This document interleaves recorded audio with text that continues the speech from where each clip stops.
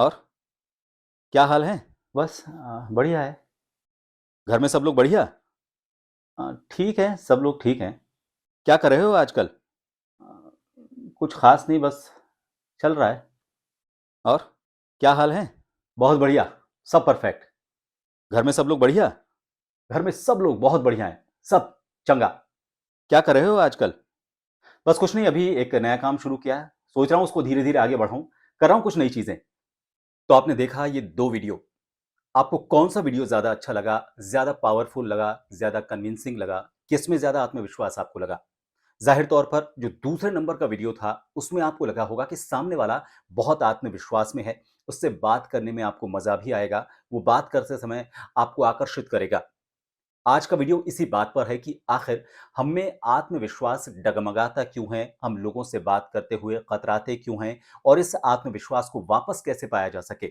कौन सी ऐसी कमियां हैं, कौन सी ऐसी खामियां हैं जिनकी वजह से हम लोगों से बात करने में डरते हैं, और इस डर को कैसे खत्म किया जा सकता है।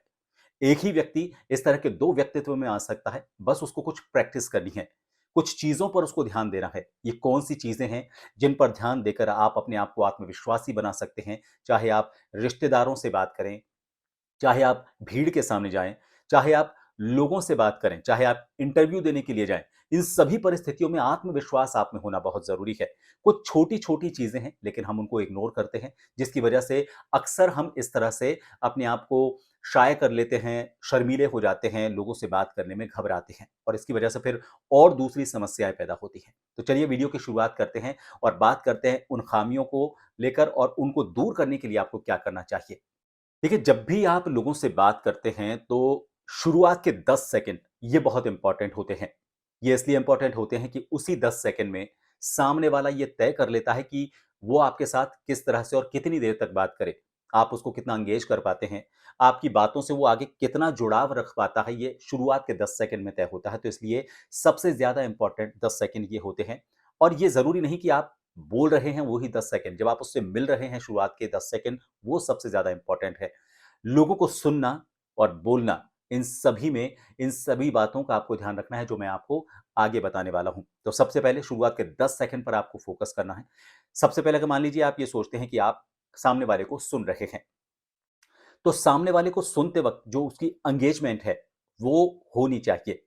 वरना उसको ये लगेगा कि आप उसकी बात सुनने में इंटरेस्टेड नहीं है, तो वो आपसे बात भी नहीं करेगा और मूव ऑन कर जाएगा। तो ऐसे में ज़रूरी है कि शुरुआत के 10 सेकंड आप उसकी बातों को सुनें, और कह रहे हैं, बोल रहे हैं, तो कैसे आपको ध्यान रखना है।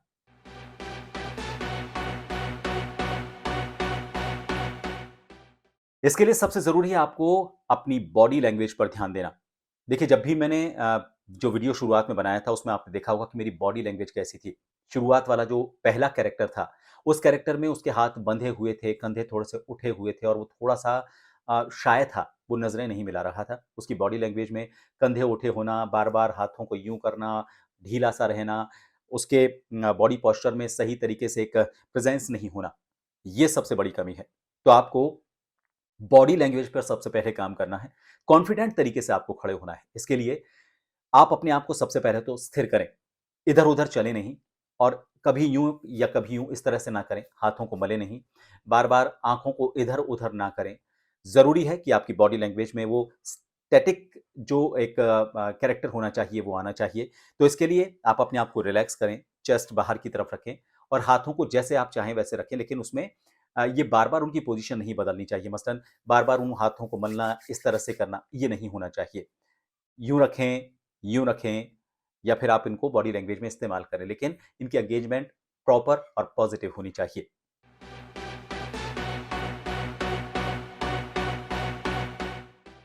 तो जब आप पहली बार उनसे मिले, तो उसके बाद सबसे पहले ये होता है कि आपका हैंडशेक होता है।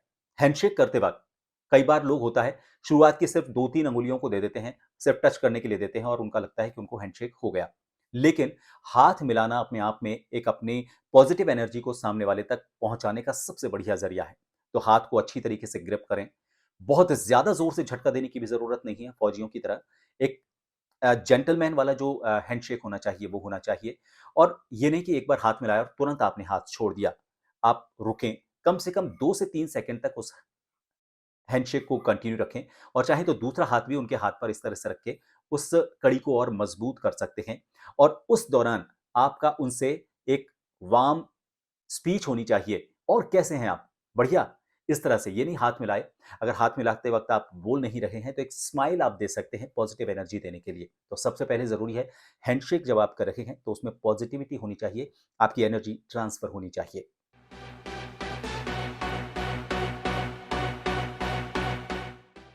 तीसरे नंबर पर आता है आई कांटेक्ट। ये इसलिए जरूरी है ताकि आप सामने वाले को ये बता सकें कि आप उसकी बात को गौर से सुन रहे हैं।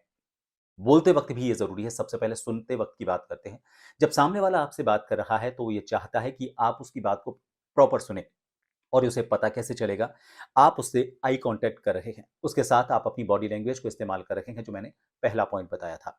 उस वक्त आपको अपनी एंगेजमेंट बताने के लिए उसकी आंखों में देखते रहना है। इसका रेशो 30-70 का हो सकता है। लगभग 70% आप उसकी आंखों में देखें और फिर बाकी 30% आप इधर उधर थोड़ा सा एंगेजमेंट अपने आप को दे सकते हैं। लेकिन अगर ये रेशो बिगड़ता है, आप ज्यादा वक्त इधर से उधर देखेंगे तो उसे लगेगा कि आप उसकी बातों में ज्यादा इंटरेस्टेड नहीं है, तो वो ज्यादा आपसे बात नहीं करेगा। अब बात रही बोलते वक्त की।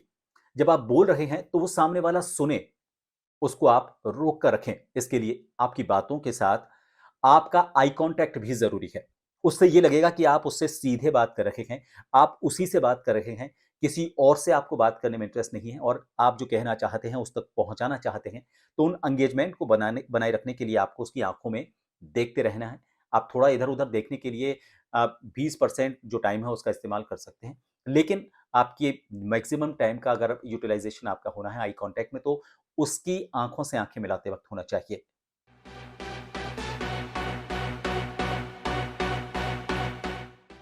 अगला जो ज़रूरी पॉइंट है वो है एनर्जी मैच होना। सामने वाला जिस एनर्जी के साथ आपसे मिल रहा है, उसी एनर्जी के साथ आप भी उससे मिलें। आप जिस एनर्जी से मिलना चाहते हैं, उसी एनर्जी के साथ वो आपसे मिले। तो एनर्जी का मैच होना ज़रूरी है, वरना ये होगा कि मिसमैच एनर्जी वाले लोग बहुत देर तक आपस में बात नहीं कर पाते। जिस एंथुसियाज़्म के साथ, जिस क्यूरियोसिटी के साथ वो आपसे मिल रहा है, वही क्यूरियोसिटी आपकी बातों में, आपके बॉडी पोस्चर में, आपकी बातों के अंदाज में, आपके आई कांटेक्ट में होनी चाहिए। मसलन जैसे मैंने शुरुआत में आपको बताया कि उसने पूछा, और क्या हाल है? तो जिस एनर्जी के साथ आप उसने पूछा आपसे, आपने उस एनर्जी को मैच नहीं किया, आपने बोला बस ठीक है। तो ये अलग एनर्जी रही, उसका एनर्जी लेवल अलग था, आपका एनर्जी लेवल अलग है। अगर एनर्जी लेवल सेम हुआ, कैसे हैं आप? बहुत बढ़िया, और आप बताइए। तो ये जो एनर्जी लेवल मैच हुआ, ये अगर मान लीजिए आपका इससे नीचे रहा, तो सामने वाले का एनर्जी लेवल भी इससे धीरे-धीरे नीचे आएगा। अगर आपका इसका एनर्जी लेवल और ये एनर्जी लेवल सेम रहा या फिर इससे थोड़ा-सा ऊपर रहा, वो ज़्यादा बढ़िया है। आपका एनर्जी लेवल थोड़ा-सा और ऊपर होगा, तो ये आपसे एनर्जी मैच करने के लिए और ऊपर की एनर्जी के लेवल पर जाएगा और वो सबसे ज़्यादा अच्छी बात होगी, ताकि आपकी केमिस्ट्री मैच हो सके, आपकी जो पॉजिटिव वाइब्स हैं वो उस तक जा सकें और उसको ये लगे कि आप वास्तव में उससे बात करना चाहते हैं और इसी के लिए आप यहाँ पर आए हुए हैं।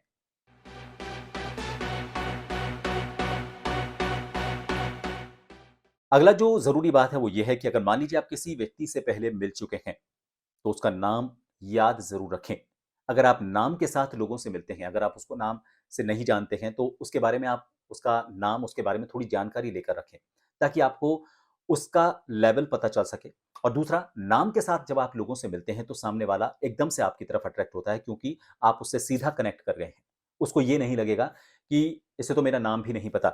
तो अगर आपको उसका नाम पता है, तो उस नाम के साथ आप उससे मिलें। ज़रूरी नहीं है कि अ, हर बार जी लगाएँ। बड़े हैं तो जी लगा सकते हैं, साथ के हैं तो नाम के साथ बोल सकते हैं और छोटे हैं तो नाम के साथ बोल सकते हैं। लेकिन अगर उम्र से बड़े हैं, अनुभवी ज़्यादा हैं, तो फिर जी लगाकर आप बोलें, तो मुझे लगता है कि और ज़्यादा अच्छे तरीके से वो आपसे कनेक्ट कर पाएगा।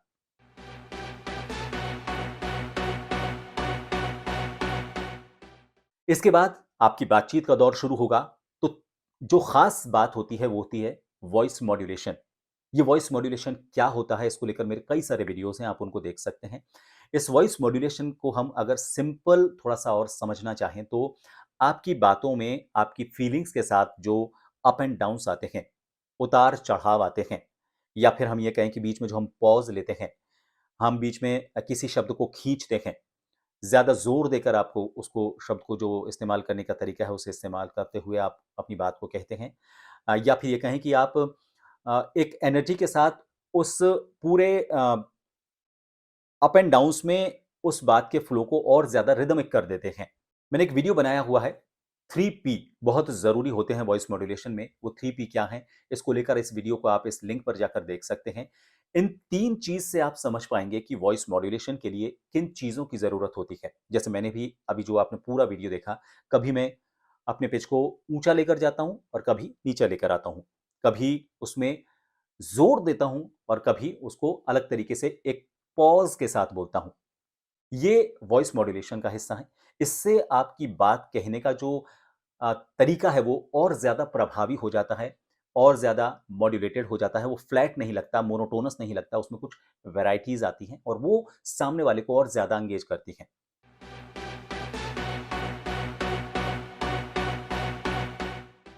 अगला पॉइंट, जैसा मैंने आपको पहले बताया कि आप जिससे मिल रहे हैं उसके बारे में थोड़ी जानकारी लेकर रखें। मान लीजिए मसलन एक एग्ज़ाम्पल आपको देता हूँ, उसे क्रिकेट में इंटरेस्ट है। तो जब आप उससे बात करते-करते क्रिकेट को लेकर भी कोई या फिर उदाहरण में किसी क्रिकेट की बात का ज़िक्र करेंगे, तो वो बहुत ज़्यादा अट्रैक्ट आपसे होगा। मसलन अम, य आपको पता है कि इस बार का बजट कैसा रहा? मान लीजिए जैसे सिक्सर मार दिया हो सचिन ने, तो बात तो बजट की आपने की, लेकिन उसको आपने कनेक्ट किया क्रिकेट से क्योंकि सामने वाले का क्रिकेट में इंटरेस्ट है, तो वो आपसे तुरंत जुड़ेगा।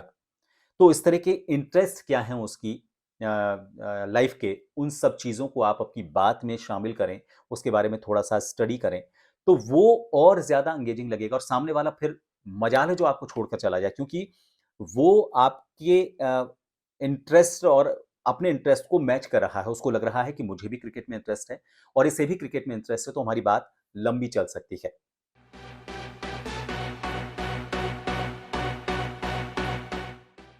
अगली जो ज़रूरी बात है वो ये है कि जब आप बात कर रहे हैं तो एक ये नॉर्मल नेचुरल बात की मैं बात कर रहा हूँ क्योंकि इस चीज़ को आप हमेशा इस्तेमाल नहीं कर सकते। थोड़ा-सा ह्यूमर उसमें मिक्स कीजिए। जैसे खाने में थोड़ा-सा अचार होता है तो थोड़ा-सा बढ़िया खाना हो जाता है। तो ऐसे में एक थोड़ा-सा ह्यूमर का पुट आप मैच करें। लेकिन मान लीजिए कोई सीरियस बात चल रही है तो उसमें अगर आप ह्यूमर डालेंगे, गलत हो जाएगा। मसलन किसी की शोक सभा में आप गए हैं और वहाँ पर आप उनसे कहें कि थोड़ा चटपटा खिलाइए, तो ये वही चीज़ हुई। जब आप नॉर्मल किसी से बात कर रहे हैं तो उसमें थोड़ा-सा ह्यूमर का पुट डालिए। अब ह्यूमर का पुट कैसे डाला जाए?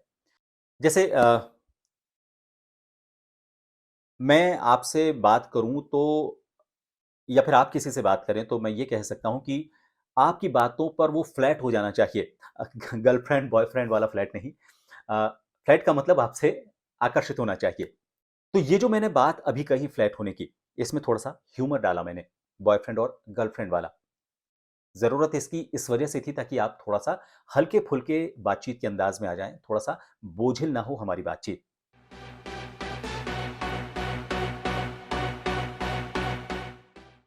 और अब आखिरी और ज़रूरी बात, जब आप अपनी बात को ख़त्म कर रहे हैं, तो एक होता है ना आखिरी हथौड़ा मारना, लास्ट हैमरिंग, वो ऐसी होनी चाहिए ताकि आपकी बात का असर जाते-जाते उस पर ऐसा पड़े कि वो आपकी बात को हमेशा याद रखे, आपको याद रखे, आपके बात करने के अंदाज़ को याद रखे। तो इसके लिए जब आप अपनी बात को ख़त्म कर रहे हैं, तो ऐसी चीज़ के साथ, ऐसी बात के साथ ख़त्म कीजिए, जो उसको हमेशा याद रहे। वो कोई भी चीज़ हो सकती है। ये भी हो सकता है कि आप जाते-जाते उसकी ऐसी तारीफ़ करके जाएँ ताकि उसको याद रहे कि यार उसने मेरे बारे में कितना अच्छा ऑब्ज़र्व किया और उसे वो याद है। मसलन आप उसकी किसी ऐसी चीज़ को उसको बताएँ और हाँ, अरे भाई साहब मुझे याद आया, आपने वो जो लिखा था ना उस पर सोशल मीडिया पर, ट्विटर पर, बहुत बढ़िया। मतलब आपने ऐसी बात लिखी और उसकी बात जो उसने लिखी सोशल मीडिया पर, जैसे मैंने आपको शुरू में बताया कि उसके बारे में थोड़ा स्टडी करके जाएँ। तो आप जब उस बारे में उसे बताएँगे, तो उसे लगेगा कि वो जो सामने वाला है, वो आपसे वास्तव में जुड़ना चाहता है, उसे आपके बारे में पता है और वो आपसे प्रभावित है। ये बात उसे पता चलनी चाहिए, तो ऐसी बात का आप ज़िक्र करते हुए और फिर उससे हाथ मिलाते हुए कह सकते हैं, "भाई साहब आपसे मिलके बड़ा अच्छा लगा। मतलब जल्दी आप वापस मिलेंगे हम और बैठते हैं, कुछ ज़रूरी बातें मुझे आपसे करनी है और बहुत कुछ आपसे सीखने को मिला।" तो ये जो बातें हैं, ये लास्ट में जाते-जाते उस पर वो ऐसी हैमरिंग करके जाती हैं, एक आखिरी हथौड़ा ऐसी मारती हैं, जो उसे लगता है कि अब सारा जो आपने मेहनत की, अगर उसमें किसी तरह की कोई कमी रह गई है, तो उसे पूरा कर दिए फिल अप करती हैं और उसको फुलफिल करते हुए पूरी बात को और ज़्यादा आत्मविश्वासी आपकी जो पर्सनैलिटी है उसको देते हुए आपकी बात तो उस तक पहुँचाती हैं। तो ये सभी वो बातें हैं जो सिर्फ़ आपकी पर्सनल ही नहीं, प्रोफ़ेशनल लाइफ़ में भी काफ़ी ज़रूरी हो जाती हैं, महत्वपूर्ण हो जाती हैं। कई सवाल थे जिसकी वजह से मैंने आज ये वीडियो बनाया है। लोग कहते हैं कि हमारी जो समस्या का जो कारण है वो आत्मविश्वास है, कॉन्फिडेंस जो है वो नहीं होना है, लैक ऑफ कॉन्फिडेंस है। तो ये सारी चीज़ें अगर आप गौर करते हैं, इन सभी चीज़ों को आप ध्यान रखते हैं, धीरे-धीरे सुधरेंगी, लेकिन इन सभी चीज़ों से आप अपनी पर्सनैलिटी को, अपनी बात कहने के अंदाज़ को और अपने बात करने के तरीके को और ज़्यादा कॉन्फिडेंट कर सकते हैं। तो ये वीडियो आपको कैसा लगा मुझे ज़रूर बताएँ। पसंद आया है, लाइक करें, शेयर करें, सब्सक्राइब करें और उसके बाद उसके आगे जो बेल आइकन है, उसे ज़रूर हिट कर दें ताकि जब भी मैं नेक्स्ट वीडियो बनाऊँ, तो अपने आप नोटिफ़िकेशन से उसकी जानकारी आप तक पहुँच जाए। आप अगर थैंक्स बटन पर क्लिक करेंगे, मुझे काफ़ी सपोर्ट मिलेगा ताकि मैं इसी तरह के रोचक वीडियोज़ लगातार बनाता रहूँ। आप अगर जॉइन बटन पर क्लिक करेंगे, तो एक खास मेंबर बनेंगे। उन खास मेंबर्स के लिए मैं कुछ खास टिप्स के वीडियोज़ भी बनाता हूँ। आप मेरे सारे सोशल प्लेटफॉर्म से जुड़ सकते हैं। इन सभी के हैंडल इस वक्त आपको नजर आ रहे हैं। इन सभी के हैंडल मैंने नीचे डिस्क्रिप्शन बॉक्स में भी कॉपी किए हुए हैं। आप सीधे उन लिंक पर क्लिक करके उस ग्रुप का हिस्सा बन सकते हैं जहां पर ये सारे वीडियोस आपको एक साथ मिल जाएंगे। आप इस वीडियो के बारे में या फिर नेक्स्ट मैं किस टॉपिक पर वीडियो बनाऊं उसके बारे में मुझसे कुछ कहना चाहते हैं, कोई बात मुझ तक पहुंचाना चाहते हैं, तो नीचे कॉमेंट बॉक्स में लिख सकते हैं। फिलहाल इस वीडियो को देखने के लिए बहुत बहुत शुक्रिया। नमस्कार।